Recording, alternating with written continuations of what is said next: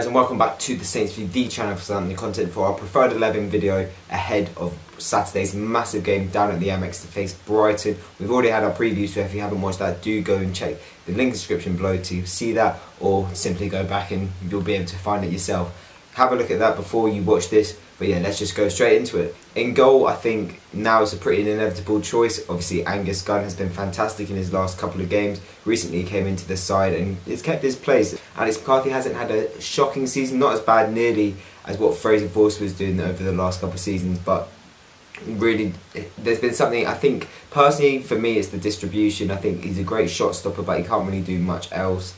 And Angus Gunn has done pretty much both. He's been fantastic so far, and long may his run in the team continue. I think now we're going to see his place in the Southampton sticks for a good number of years. I think that's obviously why we brought him in. 5-year contract, I believe, and pretty sizable price tag. So it was always inevitable that he was going to make his claim in terms of Southampton goalkeepers. And I think now we're going to see him as our number one for a good number of years, which is really pleasing to see. And then going for a back three once again, obviously infamous now under Ralph Hasenhüttl. Will we see that next season? Not too sure, but it's just the typical partnership. It's Yoshida, Vestergaard and Bednarek. Bednarek obviously went away with Poland for the Euro 2020 qualifiers, but he should be back. No injury concerns. He's back at Staplewood and should be okay to start on Saturday. As for the other two, Yoshida's been pretty solid since coming back from the Asian Cup of Nations. As for Vestergaard, I think he's been an absolute tank of late. Some people disagree with me, thinking that he's still at fault for some of our goals. I can't believe them, really. And I think now they're our three best centre-backs. Will we see that partnership next season? I don't think so. I think we'll go back to a back four. But for now, it's working fine. Kept Spurs out for the entirety of the second half last time out. So no complaints really. And then for our midfield, obviously let's go to the wing backs first. Bertrand and Valery. Obviously Bertrand on the left, Valery on the right. It's fantastic to see Bertrand back in the team now. He's added that little bit of charisma that we didn't really have under Matt Targett. I still don't think he's been good enough when he has his chance, and now that we've got Bertrand back from his injury, pretty long layoff, there's a bit of added sort of, I don't know, flair with him and Redmond on the left. And then obviously on the right, Jan Valery, fantastic. Scored in his last two games for Southampton. Obviously a worldie at Man United, a bit more of a conventional goal against Spurs, but in 1 week he got more goals against top six sides than Mo Salah has scored in the entirety of the Premier League season. So what does that tell you? But I think since his red card against Leicester, he's been fantastic up and down. He's gotten a bit better on the ball as well. Crossing still needs to improve in my opinion, but I think that'll just come with experience. And so yeah, I think all he needs to add to his game is assists, and he'll be a fantastic right back for us.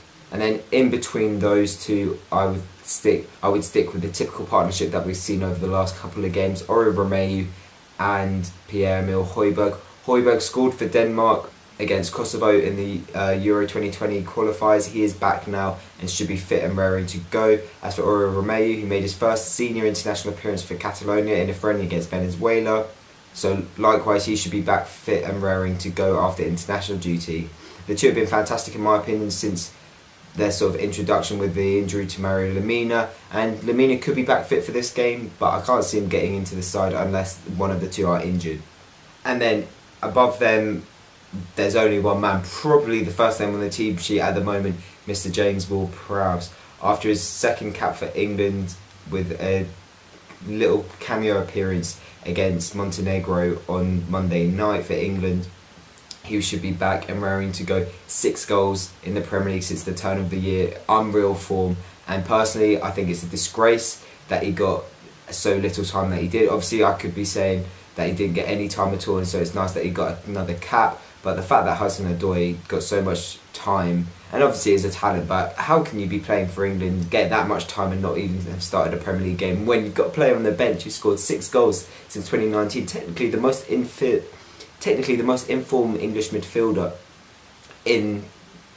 out of the whole squad, out of the whole selection that Gareth Southgate could have taken from. And I think there are a couple of players who are unlucky not to go in. Personally, I think James Maddison should have been in there as well. How can Hudson-Odoi be in there over him? Obviously Wan-Bissaka didn't make it either, which is ridiculous, but that's for a whole nother video. And then besides him is Nathan Redmond.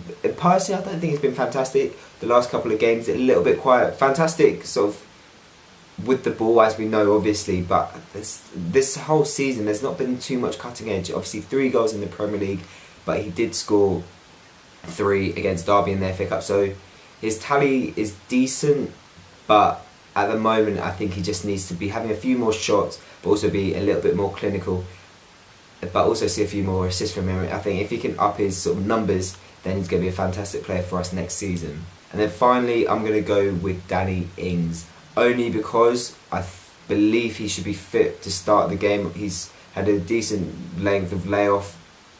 Obviously we've had a 3-week break in between games, for which he was injured the last couple, and he obviously did feature against QPR in that 3-2 friendly win behind closed doors the other week, so I'd like to think that he's fit and ready to go.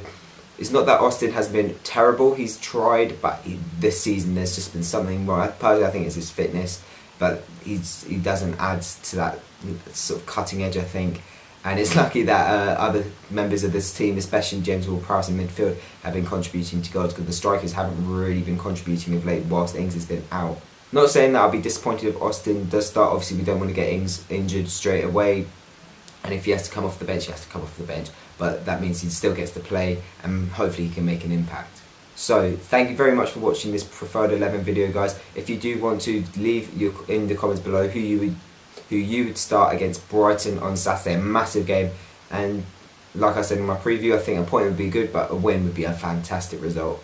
Also, like the video if you have enjoyed it, subscribe if you are new, and we'll see you on Saturday for that massive game down at the Amex.